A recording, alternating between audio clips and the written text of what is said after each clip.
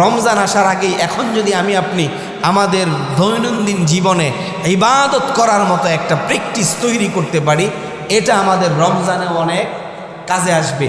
তাহাজ্জুদ গুজার হতে পারবো, রোজা রাখতে পারবো, সালাতুল লাইল, কিয়ামুল লাইল যেগুলো আছে, বিশ্বনবী সাল্লাল্লাহু আলাইহি ওয়াসাল্লাম বলেছেন সমস্ত ফরজ নামাজের পরে তাহাজ্জুদের নামাজ পড়া হলো সবচেয়ে উত্তম ইবাদত।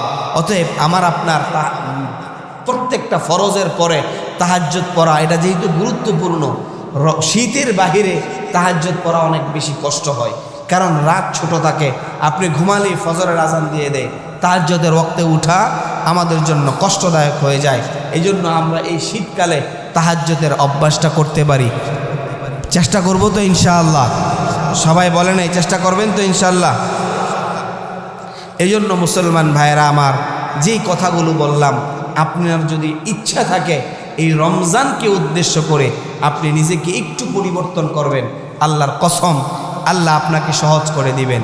এই জন্য বিশ্বনবী সাল্লাল্লাহু আলাইহি ওয়াসাল্লাম বর্ণনা করেন, একবার জাহান্নামকে সৃষ্টি করার পর জাহান্নাম আল্লাহ তাআলার কাছে অভিযোগ করলো। সহিহ বুখারীর 3260 নম্বর হাদিসের বর্ণনা এসেছেন, জাহান্নাম অভিযোগ করলো, রব্বি আকালা বাদি বা'দান, হে আল্লাহ আমার এক অংশ আরেক অংশকে খেয়ে ফেলতেছে। কে অভিযোগ করছে? জাহান্নাম অভিযোগ করেছে, রব্বি আকালা বাদি বা'দান, হে আল্লাহ জাহান্নামের আমার একটা অংশ আরেক অংশকে খেয়ে ফেলতেছে। এবার ফাআদিনা লাহা বিনাফসাইন, এবার আল্লাহ তাআলা তাকে অনুমতি দিলেন দুইটা নিঃশ্বাস ছাড়ার। কয়টা? দুইটা নিঃশ্বাস ছাড়ার। নাফসি ফিস শীতাই ওয়া নাফসি ফিস সয়ীফ, একটা শ্বাস সে শীতকালে ছাড়লো, আর একটা শ্বাস সে গরমকালে গ্রীষ্মকালে ছাড়লো। অতএব বিশ্বনবী সাল্লাল্লাহু আলাইহি ওয়াসাল্লাম বলেন, তোমরা যে গরমের দিন প্রচণ্ড গরম অনুভব করো, এটাও জাহান্নামের গরম থেকে, উত্তপ্ততা থেকে। আবার তোমরা শীতের দিন যে প্রচণ্ড শীত অনুভব করো, এটাও জাহান্নামের প্রচণ্ড শীত থেকে। এবং কাল কিয়ামতের দিন যাদেরকে আল্লাহ তাআলা জাহান্নামে প্রেরণ করবেন, তাদের এর মধ্যে কিছু লোককে আল্লাহ তাআলা মিনাজ জামহারির, জাহান্নামের একটা অংশ আছে যার নাম হবে জামহারির। এই জামহারির নামক স্থান প্রচণ্ড ঠান্ডা হবে, এত ঠান্ডা হবে তার শরীরকে জাহান্নামে এই জামহারির নামক স্থানে ফেলার সাথে সাথে সেটা বিদীর্ণ হয়ে যাবে, অর্থাৎ চূর্ণ বিচূর্ণ হয়ে যাবে। এই শরীর আর খুঁজে পাওয়া যাবে না, এমন অবস্থা হবে প্রচণ্ড ঠান্ডায়। অতএব আল্লাহ তাআলা জাহান্নামের উত্তপ্ততা থেকেও আমাদেরকে যেমন সতর্ক করেন, শীতের প্রচণ্ড ঠান্ডা দিয়েও আমাদেরকে সতর্ক করেন। অতএব জাহান্নাম আমাদেরকে প্রতিনিয়ত স্মরণ করিয়ে দেয় যে বান্দা তুমি তো অন্যায়ভাবে চলছো, আল্লাহ তাআলার সমস্ত হুকুম আহকামগুলো অমান্য করছো। আমাদেরকে কবর যেমন দৈনিক 5 বার ডাকে, আনা বাইতুল গুরবা ওয়া আনা বাইতুল ওয়াহদা ওয়া আনা বাইতুদ দুদ ওয়া আনা বাইতুত তুরাব। কবর আমাদেরকে 5 বার ডেকে ডেকে বলে, বান্দা হিসাব করে চলো, দাম্ভিকতার সাথে জমিনে পা ফেলো না।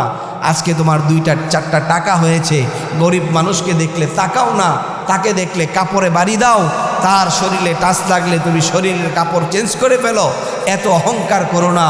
আনা বাইতুল গুরবা ওয়া আনা বাইতুল ওয়াহদা ওয়া আনা বাইতুদ দুর ওয়া আনা বাইতুত তুরাব। আমি হলাম পোকা মাকড়ের ঘর, আমি হলাম একাকিত্বের ঘর, আমি হলাম অন্ধকারের ঘর, আমি হলাম মাটির ঘর। অতএব তোমাকে আমার কাছে আসতে হবে।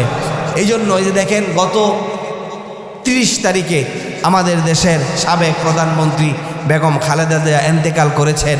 খালেদা জিয়াকে যেইখানে শুইয়েছে এর আশেপাশে টাইলস করা, কিন্তু ওনাকে কি টাইলসে রেখেছে না মাটিতে? বলেন না, টাইলসে না মাটিতে? এত লক্ষ লক্ষ মানুষ ওনার জানাজায় উপস্থিত হয়েছে। এই জন্য কি আমরা কেউ বলতে পারবো যে এই লোকটা জান্নাতি? কিন্তু আমরা দোয়া করতে পারবো যে আল্লাহ ওনাকে আপনি জান্নাত দেন। অতএব আমার আপনার আমলের উপরই ডিপেন্ড করবে।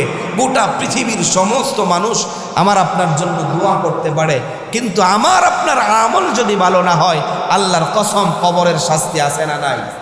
কবরের শাস্তি আছে না নাই? এই জন্য কবর আমাকে আপনাকে যেমন প্রত্যেক দিন 5 বার ডাকে, নেতাদেরকেও ডাকে, পীর সাহেবদেরকেও ডাকে, যে যুগশ্রেষ্ঠ বুজুর্গ তাকেও ডাকে। অতএব কবর আপনার আমার পরিচয় দিয়ে কোনো কাজে আসবে না, কারণ কবরে নবী রাসূলরাও গিয়েছেন, নবী রাসূলদের আহলিয়ারাও গিয়েছেন, নবী রাসূলদের সন্তানরাও গিয়েছেন, আমাকে আপনাকেও যেতে হবে। তবে আল্লাহর কসম, কবর প্রত্যেকের সাথে ওই আচরণটাই করবে যার আমল যেমন। চিল্লায় বলেন ঠিক কিনা?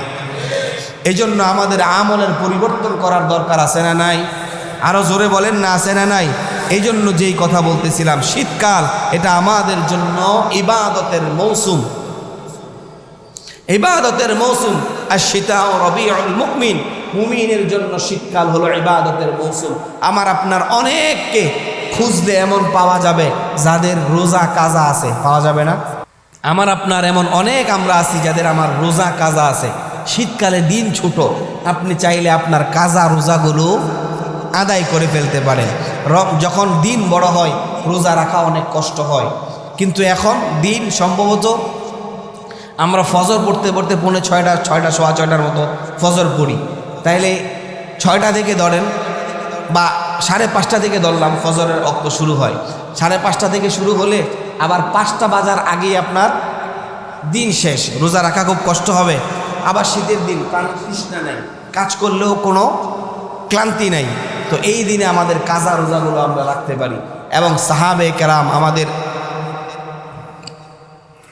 যে সমস্ত আকাবিররা ছিলেন, সাহাবে কেরামরা ছিলেন, ওনারা প্রত্যেকেই রমজানের পরে এই শীতের মৌসুমটাকে বেশি ইবাদতের উপযুক্ত মনে করতেন।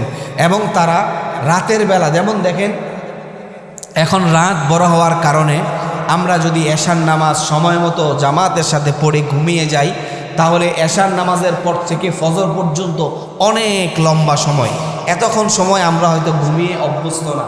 এই জন্য আমাদের তাহাজ্জুদের ওয়াক্তেই কি হয়ে যাবে, ঘুম ভেঙে যাবে। আমাদের জন্য তাহাজ্জুদ পড়াটা অত্যন্ত সহজ। এই জন্য আমরা এই রমজানের পরে, রমজানের আগে যেহেতু আমাদের এখন শীত চলতেছে, এটা আমাদের জন্য চমৎকার একটা মৌসুম। রমজান আসার আগেই এখন যদি আমি আপনি আমাদের দৈনন্দিন জীবনে ইবাদত করার মতো একটা প্র্যাকটিস তৈরি করতে পারি, এটা আমাদের রমজানে অনেক কাজে আসবে। তাহাজ্জুদ গুজার হতে পারবো, রোজা রাখতে পারবো, সালাতুল লাইল, কিয়ামুল লাইল যেগুলো আছে, বিশ্বনবী সাল্লাল্লাহু আলাইহি ওয়াসাল্লাম বলেছেন সমস্ত ফরজ নামাজের পরে তাহাজ্জুদের নামাজ পড়া হলো সবচেয়ে উত্তম ইবাদত। অতএব আমার আপনার প্রত্যেকটা ফরজের পরে তাহাজ্জুদ পড়া, এটা যেহেতু গুরুত্বপূর্ণ, শীতের বাহিরে তাহাজ্জুদ পড়া অনেক বেশি কষ্ট হয়, কারণ রাত ছোট থাকে, আপনি ঘুমালেই ফজরের আজান দিয়ে দেয়, তাহাজ্জুদের ওয়াক্তে উঠা আমাদের জন্য কষ্টদায়ক হয়ে যায়। এই জন্য আমরা এই শীতকালে তাহাজ্জুদের অভ্যাসটা করতে পারি। চেষ্টা করব তো ইনশাআল্লাহ? সবাই বলেন এই চেষ্টা করবেন তো ইনশাআল্লাহ? এই জন্য মুসলমান ভাইয়েরা আমার, যেই কথাগুলো বললাম, আপনার যদি ইচ্ছা থাকে এই রমজানকে উদ্দেশ্য করে আপনি নিজেকে একটু পরিবর্তন করবেন, আল্লাহর কসম আল্লাহ আপনাকে সহজ করে দিবেন। আপনি পরীক্ষায় A+ পাবেন, আপনার প্রিপারেশন আছে এমন, কিন্তু আপনি পরীক্ষা দিলেন না, A+-এর আশায় বসে রইলেন, হবে A+? জোরে বলেন, হবে?